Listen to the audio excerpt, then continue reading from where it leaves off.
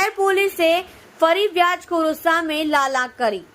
કાપોદ્રા પોલીસે 5 વ્યાજખોરોની કરી ધરપકડ। ગેરકાયદેસર રીતે વ્યાજે રૂપિયા આપવાની પ્રવૃત્તિ આચરતા હતા। કાપોદ્રા પોલીસ વ્યાજે આપેલા પૈસાઓના લખાણની ડાયરીઓ કબજે કરી। વ્યાજના લગતા સાહિત્યો તથા મોબાઈલ ફોન તથા રોકડા રૂપિયા કબજે કર્યા। આવું વ્યાજખોરોનું અદના પાડનેસરા ભેસ્તાન પોલીસ સ્ટેશન વિસ્તારમાં પણ આતંક છે, જેમાં વ્યાજખોરોના ચુંગલમાં ફસાયેલા લોકો જો ફરિયાદ કરવા જાય તો તમામ હકીકત બહાર આવે।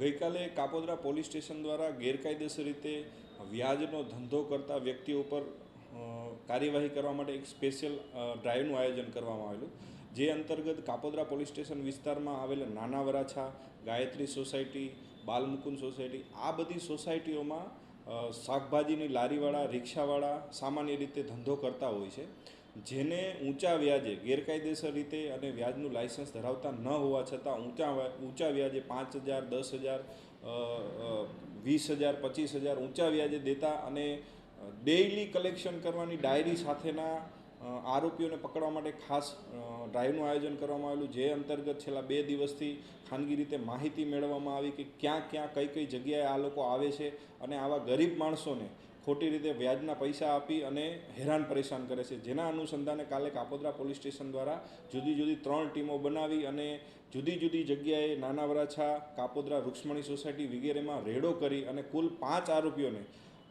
ગેરકાયદેસર રીતે વ્યાજે દેવાના સાહિત્ય સાથે પકડી પાડવામાં આવ્યા છે અને જુદા 5 ગુના દાખલ કરવામાં આવેલા છે અને આ બાબતે હાલ પોલીસ તપાસ ચાલુ છે। આ કામે કુલ આ તમામ પાસેથી 60,000 રૂપિયા જેટલો રોકડ મુદ્દામાલ અને મોબાઈલ અને જુદી ડાયરીઓ કે જે ડાયરીઓમાં ડેઇલી પ્રમાણેનું આ લોકો કલેક્શન કરતા હોય છે એ કબજે કરવામાં આવેલ છે। આ લોકો પૈસા કેવી રીતે લાવતા હતા? એક આરોપી બે આરોપીને પૂછપરછ કરતા પોતે એવું જણાવેલું છે કે અમે ફાઇનાન્સ કંપનીમાં લોન લઈને વ્યાજે આપીએ છીએ, એટલે પોતે પણ ફાઇનાન્સ કંપનીમાં લોન લે છે અને વ્યાજ કરે છે અને સરળતાથી પૈસો કમાય છે અને ગરીબ માણસોને હેરાન પરેશાન કરે છે। આ રીતની હકીકત આ સમગ્ર કિસ્સામાં માલુમ પડેલ છે હાલ।